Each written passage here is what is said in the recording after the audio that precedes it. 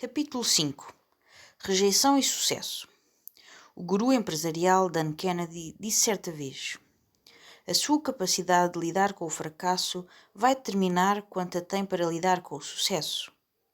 A rejeição mais dura que já sofri foi em Austin, no Texas. Creio que no verão de 2007. Tinha saído com o meu melhor amigo e era sexta-feira, já tarde. Vi duas raparigas gírias a dançarem sozinhas. Aproximei-me, toquei ligeiramente no ombro de uma e comecei a falar. Ela vira-se e: desaparece já daqui, não te atrevas a tocar-me. Bolas, calma, não te fiz nada. Tendo de gaguejar entre os gritos dela, não sou ouvido, ela continua a gritar-me e empurra-me para trás. Empurro-lhe os braços para me proteger. A bufetada é forte e rápida, totalmente inesperada. Desaparece já daqui, não te atrevas a tocar-me outra vez. No momento seguinte, os seguranças estavam a expulsar-me do bar. Eu não fiz nada, nem sequer a conheço, digo. Pois, está bem, pá, diz o segurança. Saio e o meu amigo vai ter comigo. Meu, que merda é que disseste esta vez? Não disse nada. Ele olha-me ceticamente. A sério, não disse nada. Pois, está bem. Outra noite, outro bar. Esta deve ter sido em 2006. Estou a falar com uma loira muito gira, universitária, sororidade, parvíssima e muito difícil de interagir. Sabe aquelas pessoas que nos interrompem constantemente e redirecionam todos os temas possíveis de conversa para qualquer história estúpida acerca delas mesmas? Ela era assim. Era como sofrer socialmente da tortura do afogamento simulado. Mas era boa zona, e eu era jovem, carente, horrivelmente excitado e, honestamente, não tinha nada melhor para fazer. Por isso falei com ela, dolorosa e relutantemente. Algures entre tentar decidir se me afogava em álcool, se a afogava em álcool, se me golpeava na cara com um caco de garrafa de cerveja ou se a golpeava a ela, soltou esta preciosidade. Propósito. Obrigada por não seres feio. Ignorei o elogio, concentrei-me na frivolidade e na imaturidade e não consegui manter-me indiferente por mais tempo. Perdão? Agradecido por não seres feio. Imagino que fiquei de boca aberta, mas, claro, ela não reparou na minha incredulidade e continuou com o seu monólogo. Era bom em monólogos. Sem ofensa, mas falar com gajos em bares é tão chato e esta noite têm sido só gajos horrivelmente feios a falar comigo e a pagar-me bebidas. Mas pelo menos tu não és feio. Pelo menos. Ela continua. Para ser franca, não suporto pessoas feias, tipo, sinto mesmo dor física se tiver de olhar para uma pessoa feia. Não aguentei mais. Nunca te deves ter visto ao espelho. A cara dela passou da descrença ao horror e depois à raiva, por essa ordem, em meio segundo, no máximo. E a sua bebida de fruta voou-me para a cara, seguida de uma bufetada leve. Cabrão! Voltou precipitadamente para junto das amigas. Quando comecei a sair e a tentar conhecer as raparigas, ficava horrorizado só de pensar que algo do género das histórias acima me pudesse acontecer. A ideia de ser esbofeteado, de me atirarem uma bebida, de ser expulso de um bar, eram pesadelos que me faziam tremer só de pensar. Talvez se sinta assim neste momento. Mas ambas as recordações estão ainda bem vivas na minha mente, porque foram algumas das experiências de aprendizagem mais importantes que tive com mulheres. Ainda mais importantes que muitos dos meus sucessos. Acredito ou não, ser esbofeteado por aquelas mulheres ensinou-me muito acerca de atração, mais do que qualquer coisa que tenha vivido. Para começar, ser esbofeteado por uma mulher não é o fim do mundo, nem mesmo da interação. É simplesmente uma resposta emocional.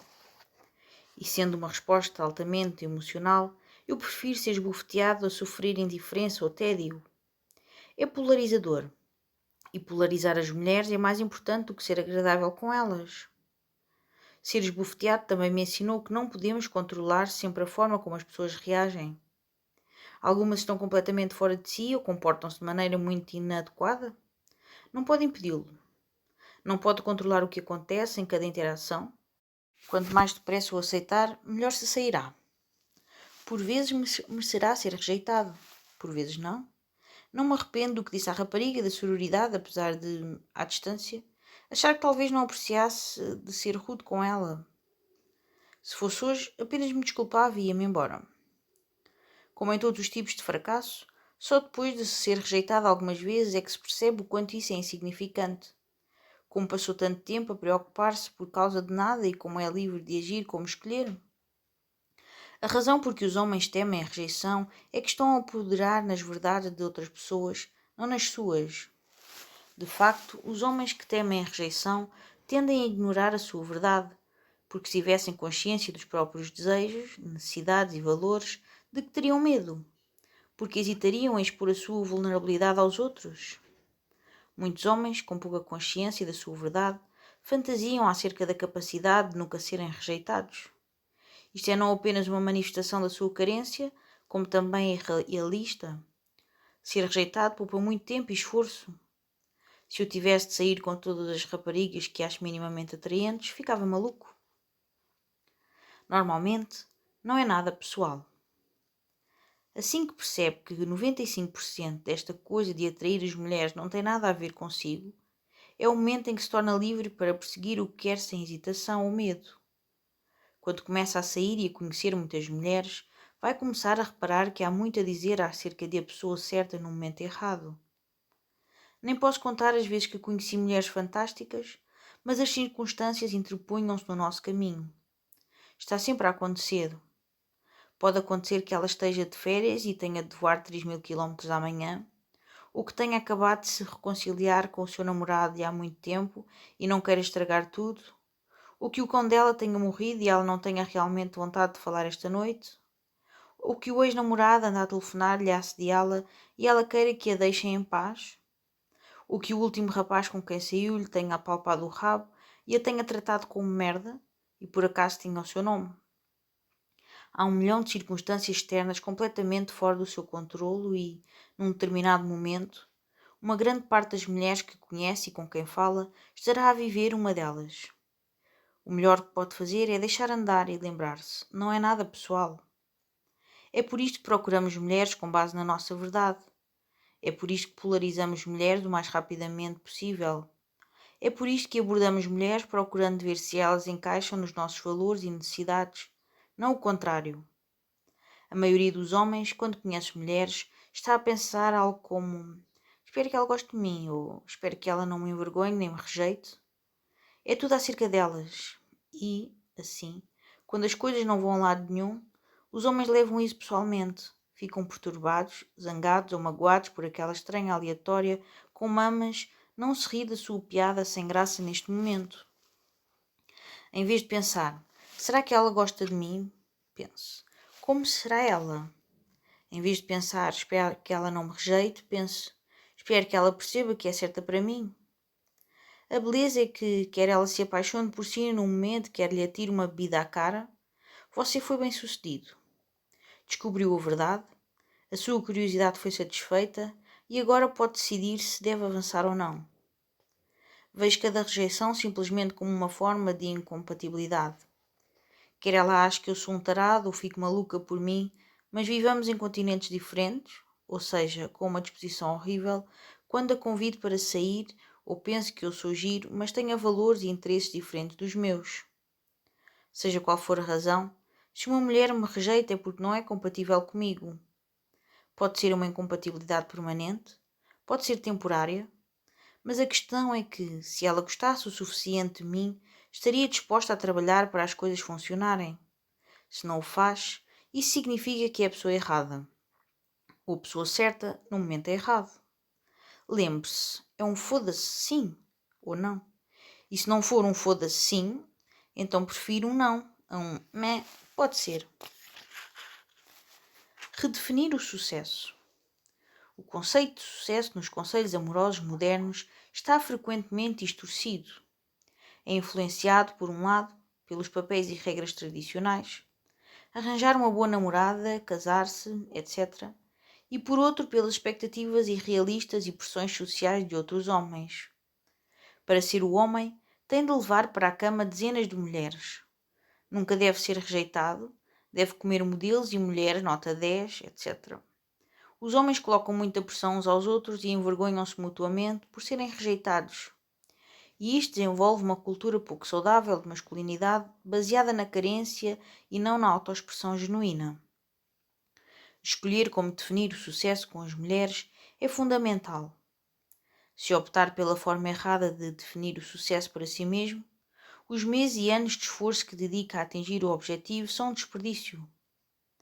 Por exemplo, os homens que definem o sucesso como a quantidade de mulheres com quem podem ter sexo desperdiçarão tempo perseguindo e manipulando mulheres de quem nem sequer gostam ou por quem não estão necessariamente atraídos em nome do sucesso que definiram para si mesmos. Não estamos numa expedição de caça, estamos a falar da saúde das nossas vidas emocionais. As mulheres e os nossos relacionamentos são o mesmo que a nossa saúde emocional, pelo que a forma como percebemos as mulheres e os relacionamentos vai refletir-se no nosso bem-estar emocional. Se escolher acreditar que o sucesso com as mulheres é determinado por qual é a mulher que o escolhe e quanto dinheiro pode disponibilizar, bem, há grandes probabilidades de ficar bastante solitário e acabar com a primeira mulher capaz de o tolerar para toda a vida. Se escolher acreditar que o sucesso com uma mulher é uma contagem de quecas ou qualquer outra estatística, então a sua vida amorosa tornar-se-á tão objetificada como as mulheres que conhece e, embora tenha quantidade de interações que o comprovem no papel, toda a qualidade emocional será perdida, juntamente com a sua felicidade. Eu defino sucesso qualitativamente, maximizando a felicidade com qualquer mulher ou mulheres com quem prefiro estar. Sucesso é igual a maximizar a felicidade com qualquer mulher ou mulheres que preferimos. Isto pode parecer uma afirmação óbvia, mas as implicações são bastante profundas. Para a maioria dos homens, o seu sucesso com as mulheres é definido por ser casado ou não estar sozinho, nunca ser rejeitado, namorar uma mulher que seja mais atraente do que as namoradas dos amigos, quantas mulheres conseguem abordar ou com quantas conseguem ter um encontro, quantidade de mulheres em vez de qualidade das mulheres, se ela se encaixa em algum estereótipo de beleza, se ela é o género de mulher para a qual ele foi criado ou pensar que devia namorar. Quando definimos o sucesso como encontrar o ou os relacionamentos que vão maximizar a nossa felicidade, a nossa abordagem tem uma luz completamente diferente. Em vez de guardar e de aumentar os números, em vez de ganhar a ascendência numa competição, em vez de evitar rejeições, o nosso sucesso é definido por filtrar entre o máximo de mulheres possível até encontrarmos aquela de quem gostamos e que gostam de nós. De repente, a rejeição deixa de prejudicar a nossa taxa de sucesso e passa a ajudá-la. Ter um grande encontro com uma mulher que quer ter sexo consigo pode tornar-se um sucesso muito maior do que aquela mulher que lhe proporciona sexo louco uma hora depois de o conhecer. Filtramos essas mulheres, polarizando-as. Estamos a polarizá-las quando partilhamos a nossa verdade com elas, aberta e livremente. E, quando o fazemos, as mulheres ou ficam incrivelmente atraídas por nós ou rejeitam-nos. Seja como for, seremos mais felizes por isso. E não só nos procuramos e polarizamos as mulheres que acreditamos que nos vão fazer felizes, como também promovemos a interação. Alguns homens ficam satisfeitos com o número de mulheres que conseguem beijar e quantos números de telefone conseguem acumular. Isto não é sucesso, porque não está a maximizar os seus relacionamentos com estas mulheres. Estas métricas fazem parte do processo. Não há felicidade inerente a ter mais números de telefone do que qualquer outra pessoa. Está em busca de validação, não de realização. Não está a namorar com elas, a dormir com elas, a tornar-se íntimo com elas ou mesmo a comprometer-se com elas. Saia e exponha-se. Abra-se e descubra o que o faz feliz. Sim, isso significa que provavelmente vai ser magoado. Mas e então? As melhores coisas da vida não vêm facilmente. Então, chegou a hora de irmos ao essencial. Até agora, durante a maior parte do livro, fomos introspectivos e falámos sobre as nossas vidas emocionais. Se conseguimos uma mulher específica ou não, depende do nosso nível de investimento em nós mesmos. Isto é não carência. Construímos a não carência através da vulnerabilidade. Praticamos a vulnerabilidade sendo honestos. Há três formas de sermos honestos. E essas três formas constituirão o nosso grosso deste livro. São 1. Viver com base nos nossos valores, estilo de vida. 2. Tornar-nos confortáveis com as nossas interações, coragem. E 3. Exprimindo livremente a nossa sexualidade, comunicação. A primeira forma de exprimir a nossa verdade implica desenvolver um estilo de vida que nos faça felizes. A segunda é sendo corajoso e combatendo os nossos medos e ansiedades. E a terceira é comunicar bem e não sermos inimigos na nossa sexualidade. Escolher não ter um estilo de vida baseado nos nossos valores e interesses é apenas sermos desonestos com nós próprios. Reflete um investimento mais alto nos outros do que em nós. Por isso, não é atraente. Não pôr em prática os nossos desejos e não nos afirmarmos quando apropriado é mostrar mais investimento nos outros do que em nós. E isso não é atraente. E não comunicar os nossos pensamentos, sentimentos e desejos livre e claramente também demonstra mais investimento nos outros do que em nós. E isso também não é atraente. Estilo de vida, coragem e comunicação. Refiro-me a estes três como os 3 pilares.